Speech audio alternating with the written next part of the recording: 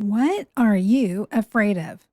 Heights, enclosed spaces, mice, spiders, snakes? Maybe none of those.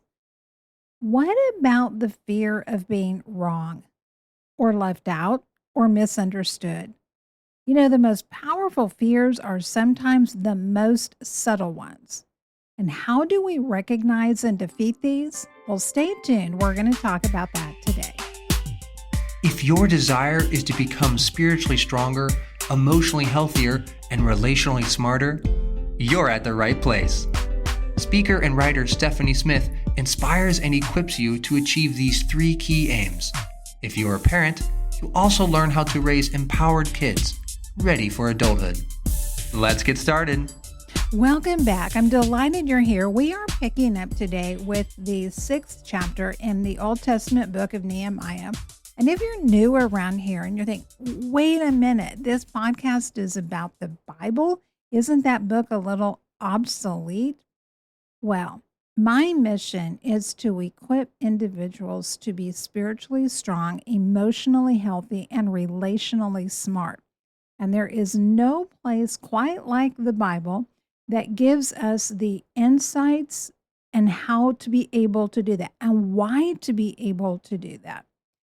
To be certain, I'm an avid reader and I have been fascinated and learning about what makes people tick for many years now. And I love being able to merge the science of human dynamics with the truths that are found in the Bible and God's word that He's so graciously given to us so that we can achieve these three aims for ourselves and to help others as well. And today's chapter is centered around a topic that we absolutely all deal with. And I wish that we just dealt with this once in our life and then it was done. But the reality is, this is a topic that we will need to deal with the rest of our lives, our entire lives, that we have to be looking at and being aware of and recognizing and combating this most powerful force. What is it? Well, it's a 4-letter word, and the word is fear. Now, you might think of fear as just being like a big, scary monster kind of fear, like the big fears that people have of death or dying or disease or dementia. And we don't want to undermine those fears. But those aren't the only fears that we need to pay attention to. As a matter of fact, some of the most powerful fears that we have that are forces in our lives are that powerful simply because they are so covert. They're not the big in your face kind of fears. They're the sneaky little fears that have a powerful impact because they are so subtle. And we see this here in the 6th chapter of Nehemiah. Now, just to catch up a little bit, Nehemiah has been in the Old Testament city of Jerusalem. It's lain in ruins, and he has been appointed as a governor there by the Persian king Artaxerxes. He had served in Artaxerxes' cabinet. He was given a leave of absence in order to be able to go back and to oversee the rebuilding of Jerusalem's walls. This was their fortress. This wasn't just some aesthetic endeavor. This provided the protection for this city. And he has faced numerous obstacles and opponents. And one of the consistent opponents that he has had are people who are in the surrounding area and they don't want to see this mission succeed. Why? Make no mistake, everybody does not want to see other people succeed. Everybody does not want to see other people safe and strong. This is just as true now as it was then. There are people who are invested in other people remaining in helpless, dependent positions, economically, financially, socially, physically, militarily. Those things have not changed. And that's what Nehemiah has been dealing with here. Everybody is not interested in seeing Jerusalem rebuilt. Even though the rebuilding of the city was no real threat to these people, they perceived it as a threat because it was going to threaten not their well being, it was going to threaten their power. And they have chosen all kinds of different tactics over time to try to stop Nehemiah and the Jews who are working on rebuilding these walls. Here's one of the things that as you read through chapter 6, you want to see. They change tactics. Sanballat and Tobiah started with mockery, just making fun of the work that was being done. Then it moves to threats of physical harm. Now, what we see in the 6th chapter is they're extending invitations. Hey, Nehemiah, stop what you're doing and just come and have a meeting with us. It's the modern day equivalent of, hey, let's have lunch. Let's go meet in the conference room. And then when Nehemiah continues to refuse these invitations, which is a wise thing to do, then they escalate their threats to go above his head. They're going to go to King Artaxerxes. Now, are they really going to do that? No, because they would have to be prepared to back up their claims with facts, and the facts don't line up. But their threats of doing that are real and they're powerful. And they begin to threaten, hey, we're going to go above your head. We're going to go to your boss. We're going to go to the authorities. And not only have they continued to escalate their threats to Nehemiah, but now they have expanded their threats to include the Jews who are part of this mission, the Jews who are supporting Nehemiah, and they're actually out there rebuilding the walls. Their enemies of this mission accuse the Jews of plotting this rebellion against the Persian king Artaxerxes, and that there's this plan aloft to set Nehemiah up as king, and the prophets are in on it. And they just have this whole story, and they've thought it all out. And this is the story that they are telling themselves, and they are telling others, and they are telling Nehemiah. And most importantly, they are threatening that they're going to tell King Artaxerxes this story as well. These aren't empty, idle threats. Nehemiah doesn't just dismiss them because there's no real punch to them. Like they're not real. I mean, these are real threats. And just as we saw in the previous chapters, Nehemiah took the threats seriously before. So seriously that he says, okay, workers, you're not only now going to need to carry your shovels and your trowels in order to be able to set these stones in place, but you're also going to have to carry swords and spears with you because they may truly come in and wage an attack on us, and we have to be prepared to defend ourselves. Well, since all of those tactics didn't work, then they have just employed different ones. Here's something that we want to keep in mind for ourselves. When we have people who are opposed to doing the work, to us doing the work that God has called us to do, when we have people who are opposed to God's work, we cannot make the mistake of thinking that they're going to give up. They're going to come around. Eventually, they're just going to stop. What we see in this chapter is they just continue to escalate and they change tactics. And this is one of the ways that we can measure whether somebody has really changed or not. It's not just by if they change tactics or if they change methods. We have to understand and look for a change of heart, not just a change in methods. See, here's the thing. New methods don't equal new motives. If there is someone that you have been in opposition with for a period of time, maybe it's in a professional capacity, maybe it's in a personal relationship, and they all of a sudden start adopting new methods, don't make the mistake of thinking that that means they have new motives. Different actions don't equal different aims.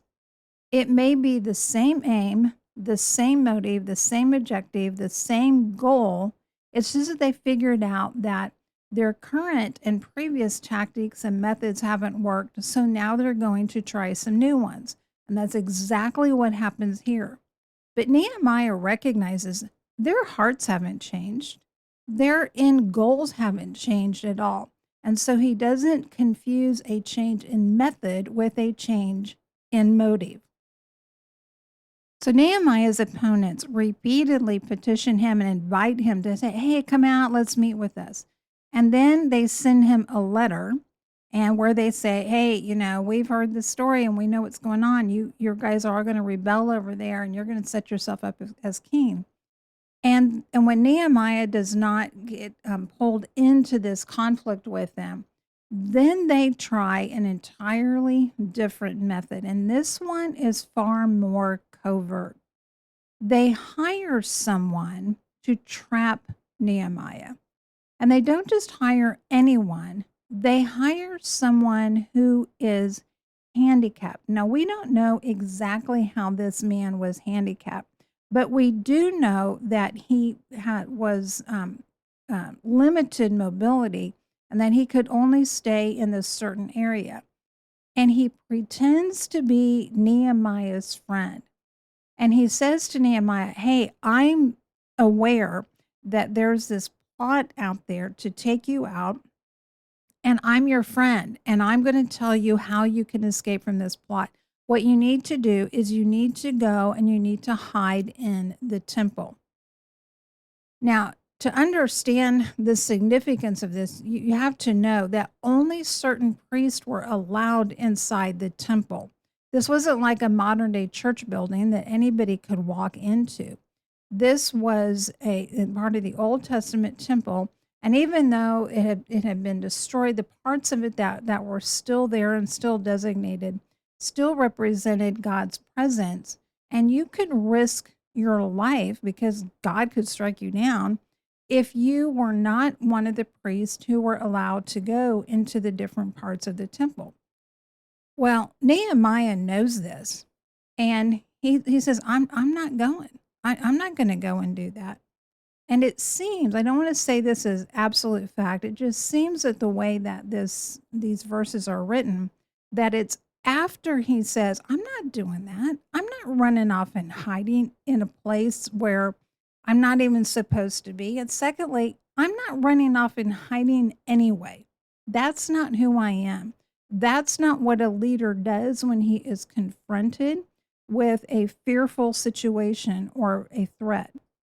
And it seems to be that after this, that God makes him aware, and we don't know exactly how he became aware of this, whether it was through divine revelation, whether it was through getting someone that was telling him about this plot and how this man had been hired by Nehemiah's enemies. But he recognizes that this was a plot designed to trap him. Twice in this first 14 verses, Nehemiah writes and he makes the point that all of these tactics were done in order to make him and the people afraid. Fear is a powerful motivator, and it is especially powerful when it is covert. All fears don't show up as big, bad, scary monsters. And Nehemiah understands that what's really going on here is that people are trying to manipulate by employing fear-based strategies. Sometimes it's easy to think that fear is not effective, but oh no, fear is incredibly effective. It's not right, but it is effective. Something can be morally or ethically wrong and still be effective. And fear is one of those things that can be morally and ethically wrong, but it can still be incredibly effective. And we need to be mindful of that both as we are in positions where others might be trying to make us afraid, and we need to be mindful of that. So we don't use fear, whether intentionally or because we're not really paying attention to what's going on within our heart, that we don't end up misusing fear in a way to get somebody else to do what we want them to do. So how does Nehemiah respond to these things? Well, there's 5 specific ways in which he responds, and these are things that we need to take to heart and to apply in our own lives as well. The first is he refuses to act out of fear. Okay, I get it. That can sound like well, duh. But really, that is incredibly important because if we're not paying attention to our motives, we can end up seemingly doing the right thing, but because it is motivated out of fear, and that's never going to end up well for us. We need to have enough self awareness to know what's really motivating us, what's causing us to act, especially in situations where we feel threatened, where we are facing conflict, where we have opposition. If you're in a personal relationship, whether that's with a spouse, a parent, a sibling, a colleague, a neighbor, a friend, and you find yourself not speaking, not saying something, not doing something because you are afraid of the conflict that might result, you're acting out of fear. And even if you are trying to, quote, keep the peace, there is a difference between being a peacemaker and a peacekeeper. And we are not called to be peacekeepers in the Bible. We are called to be peacemakers. And a lot of what passes for peacekeeping is actually very fear based behavior rather than confidence based behavior that leads to peacemaking. Be courageous enough to examine your motives and to say, am I acting out of fear in situations where there's conflict or where there's the potential for conflict? Am I not speaking up because I'm afraid? Or maybe it's just the opposite. Maybe I am speaking and I'm saying things I really shouldn't be saying because I'm trying to use fear to motivate somebody else, to motivate someone else to stay with me, to motivate somebody else to leave me alone, to motivate somebody else to put me in a certain position, whatever it is. Fear is something that we will always find is continuing to knock at our door and trying to become a way that motivates our behavior. We have to be like Nehemiah and be mindful when fear is knocking and not answer that door. The second way that Nehemiah responds is he confronts his opponents with facts, but he doesn't waste time trying to get them to believe him. When he hears from his opponents, hey, we know what's going on over there. You and all of those other people over there are working on these walls. You guys are all plotting against the king, and they're going to set you up as king, and they're going to rebel against the Persian king Artaxerxes, and this is what's really going on over there. Nehemiah doesn't fall for that. Now, the reality is, if they had gone ahead and pursued that and they had sent those reports back to King Artaxerxes, Nehemiah wasn't going to just dismiss that. He could have ended up being called back to court and have to give an account and to respond to these things. These weren't idle threats, but even though they were serious threats, he recognizes he's not going to get pulled into fruitless discussions. It isn't going to matter what he says at this point. These people are opposed to him. They are opposed to his mission. They are not interested in the truth. They're not interested in facts. They are not interested in resolution. All they want is to protect themselves, how they are used to doing things, and they want to stop Nehemiah and they want to stop this mission. There is a difference in responding to someone with facts and trying to get into a mindset that you have to justify and explain yourself, when you recognize it's really never going to matter how much you say. It's not going to matter how many times you repeat yourself. It's not going to matter what information that you give. Their minds are made up. So Nehemiah just says, hey, what you guys are saying is just a bunch of nonsense. Okay, this is like the Stephanie version here. I mean, you're not actually going to read that in the scripture. And he says, that's just a bunch of nonsense, and I'm not even going to waste my time. You're just making that stuff up. And then he goes on with his mission. The third thing he does is he prays for God to strengthen him. He recognizes that this continued opposition has the potential to wear him down, and he knows that he needs to continue to rely on God's strengths, or he will fall prey to these fear-based tactics that his opponents are using. The fourth practice that we see is he acts with integrity. When he refuses to go hide in the temple, he is refusing to hide, number one, because he says, this is not what someone in my position does. I am someone who confronts opponents. I take care of my people. I'm not going to run off and try to protect myself, even if people are wanting to come after me to kill me. I'm not going to allow that threat to cause me to act in a way that's not courageous. I'm not going to act in cowardice.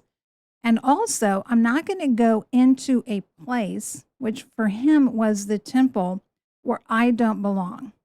Now, it might be easy to think, well, we don't have something like that that's corresponding today. But I want you to think in terms of place, not just being a physical place. Maybe for you, it's an emotional place. Maybe it's a physical place.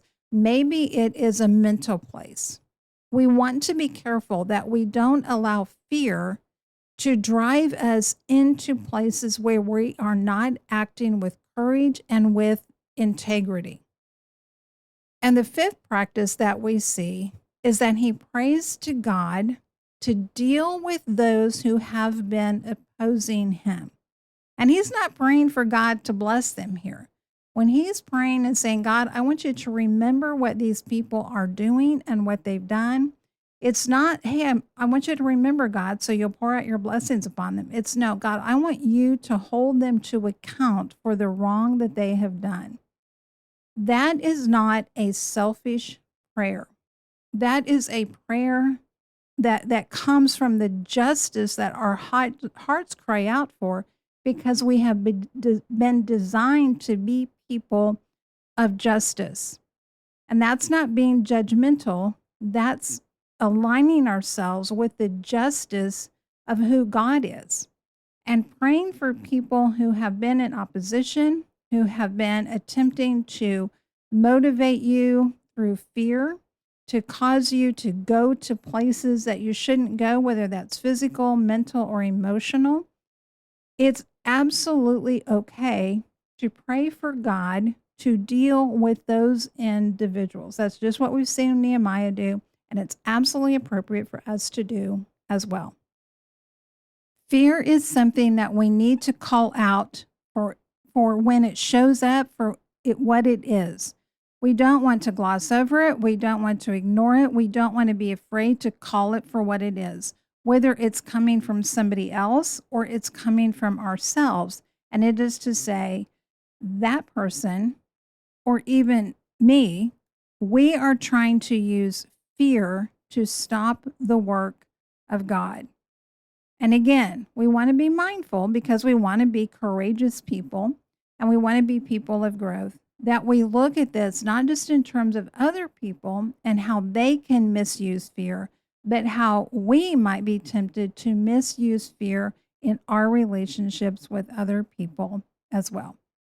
All right, my friend, that's going to wrap us up here for this 6th chapter of Nehemiah. Well, the first part of the 6th chapter of Nehemiah.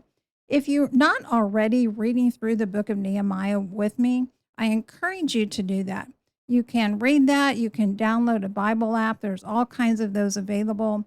They're easy to use, and just listen to that. And it's absolutely okay to listen to the same section over and over again, and just let it really soak into your mind and your soul, and to be able to really think about that and to say, God, use your Holy Spirit to reveal to me what I need to see and what I need to learn here as well.